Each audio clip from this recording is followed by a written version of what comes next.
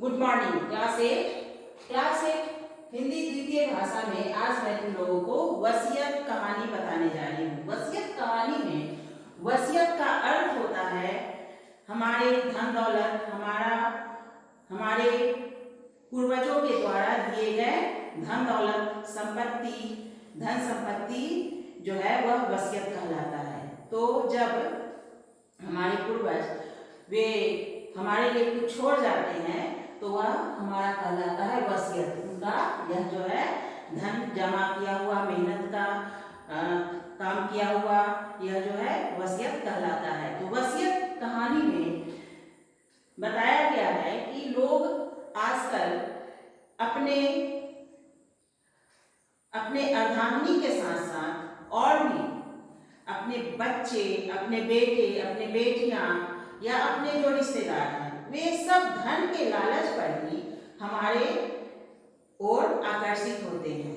और इस कहानी में बताया गया है कि एक चूड़ामणि मिश्र नाम के एक बहुत ही काशी हिंदू विश्वविद्यालय के दर्शन विभाग के वे लीडर होते हैं।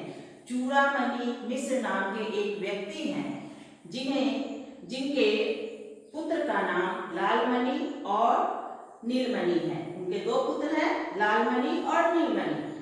उनकी तीन बेटियां हैं, सरस्वती, सावित्री और सौदामिनी। ये तीन बेटियां हैं, दो बेटे हैं और उनकी अर्धांगिनी भी है। उसके बाद उसके चचेरे भतीजे भी हैं और उसी तरह से उनके खास मित्र जो है वे जनार्दन हैं। जनार्दन जी जो है तो इसमें वसीयत कहानी में चूड़ामणि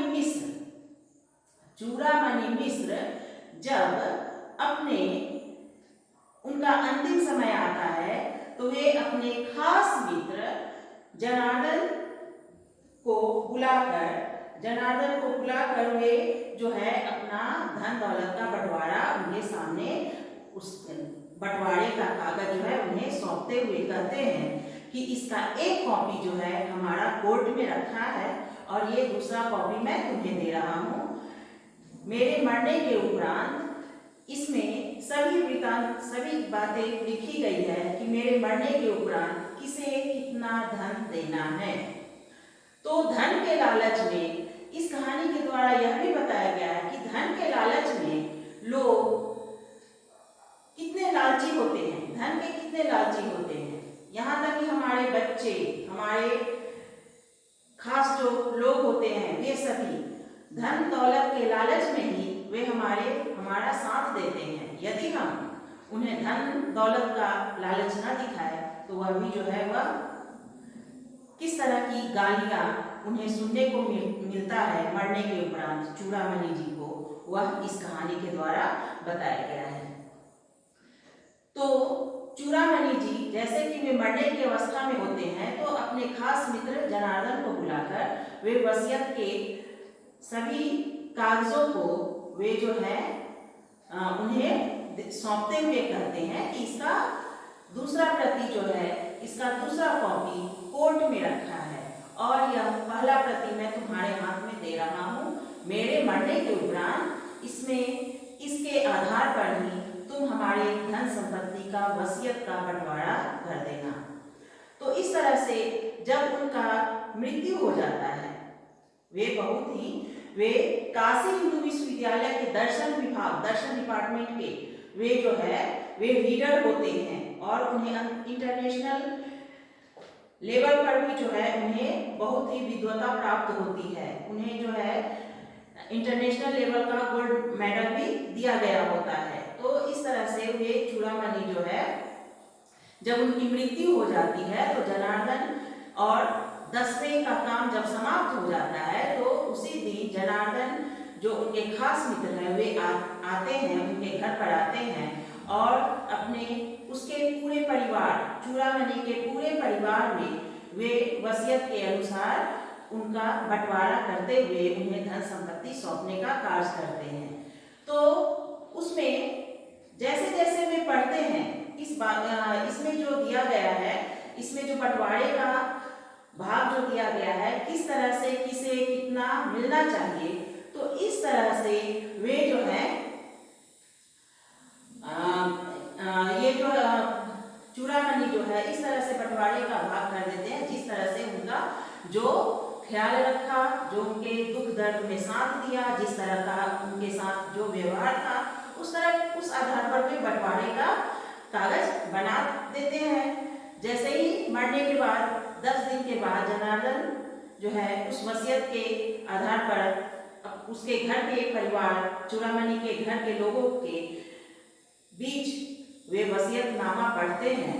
तो उसमें जैसे ही एक एक करके वे पढ़ते जाते हैं तो उनकी बहू, बेटियां, बेटे, यहाँ तक कि पत्नी भी पहले उन्हें गालियां देती है, लेकिन जैसे ही उन्हें उनके भाग्य का हिस्सा मिलता है और उन्हें पैसे, रुपए और उसके आधार पर जिस तरह के जो जिसका हैसियत है उसके आधार पर उन्हें वे जैसे जैसे बंटवारे का धन दौलत संपत्ति का वे को सौंपते हैं, उसी तरह से वे जो है तब वे जाकर प्रसन्न होते हैं। और अंत में जो है वे लोग चूड़ामणि से पहले तो वे रुष्ट होते हैं, गुस्से होते हैं, जो कागज में लिखा होता है उसमें ऐसी कुछ बातें लिखी होती है जिससे उन लोगों को नाराजगी होती है, लेकिन जैसे ही वसीयत का धन उन्हें मिलता है वे लोग जो है प्रसन्न होते हैं।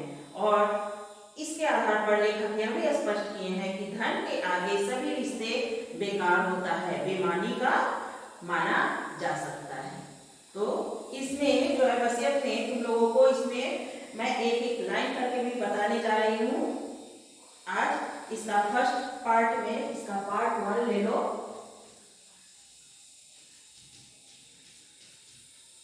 यह जो है इसमें अब मैं इसमें किस तरह से उन्होंने बंटवारा किया है उसे मैं बुक से बताने जा रही हूँ। तो इसमें लिखा है, जिस समय मैंने कमरे में प्रवेश किया आचार्य चूड़ामणि मिश्र आंखें बंद किए हुए लेटे थे। वह कमरा ऊपरी मंजिल पर था और वह अकेले थे। उनका नौकर बुधई मुझे उस कमरे में छोड़कर बाहर चला गया। आचार्य जी की गणना जीवन में सफल, संपन्न और सुखी व्यक्तियों में की जानी चाहिए, ऐसी मेरी धारणा थी। 2 पुत्र थे उनके, लालमणि और नीलमणि। लालमणि देवरिया की स्टेट बैंक की शाखा, स्टेट बैंक के ब्रांच में वे मैनेजर था और नीलमणि लखनऊ के सचिवालय में उप सचिव, लखनऊ हाईकोर्ट में जो है वे क्या थे, उप सचिव थे, सेक्रेटरी थे।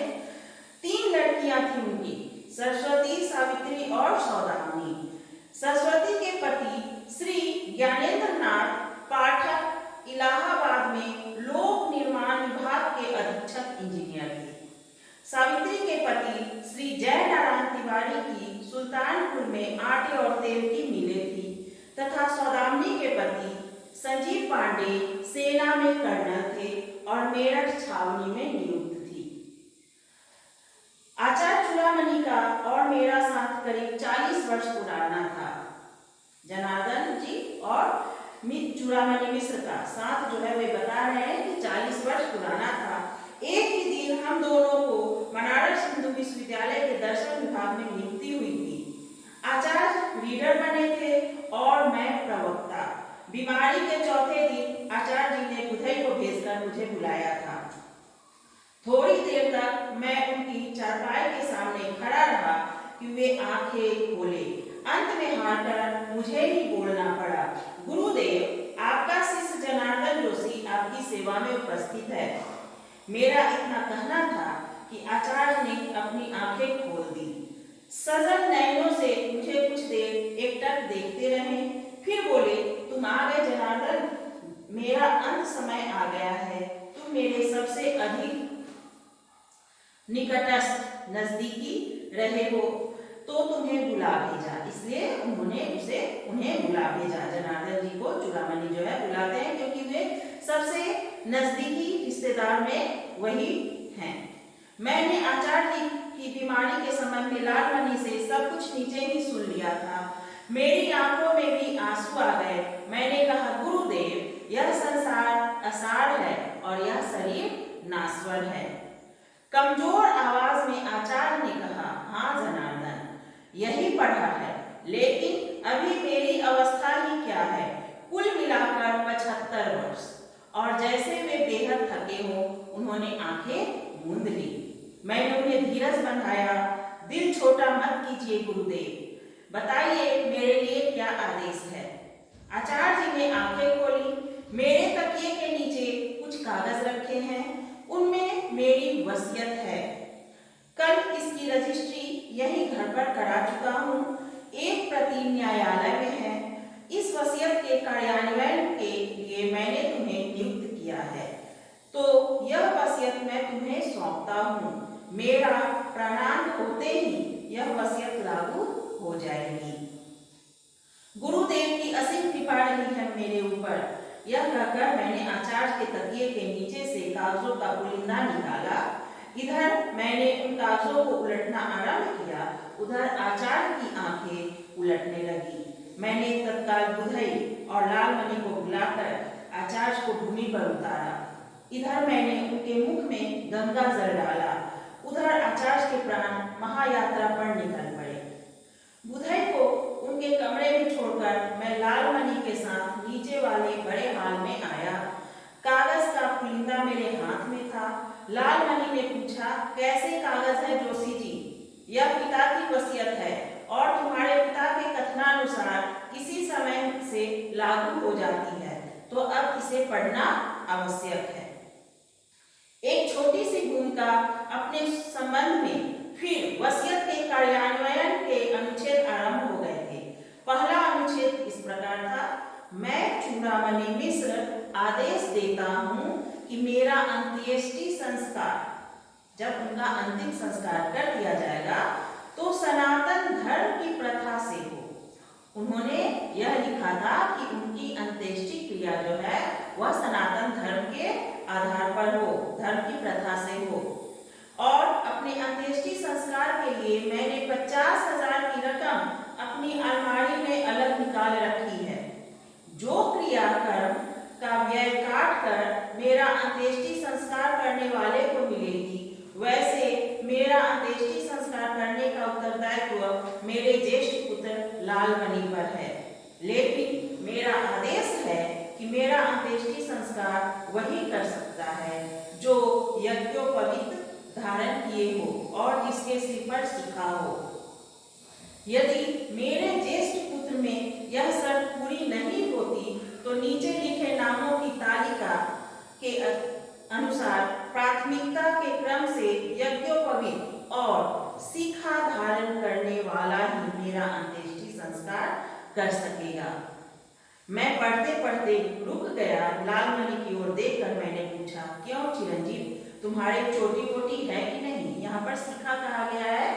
लोग जब बाल छिलवाते हैं तो उसमें जो है थोड़े से बाल छोड़ दिया जाता है, तो उसे हम लोग कहते हैं माथे की शिखा जो है उसे कहा गया है यहाँ पर। और यज्ञोपवीत कहा गया है। यज्ञोपवीत जो है धागे का, तुम लोग देखे होंगे, धागे का जो है पवित्र धागा जो होता है वे लड़के लोग जो है वे पहनते हैं, उसे जनेऊ भी बोलते हैं।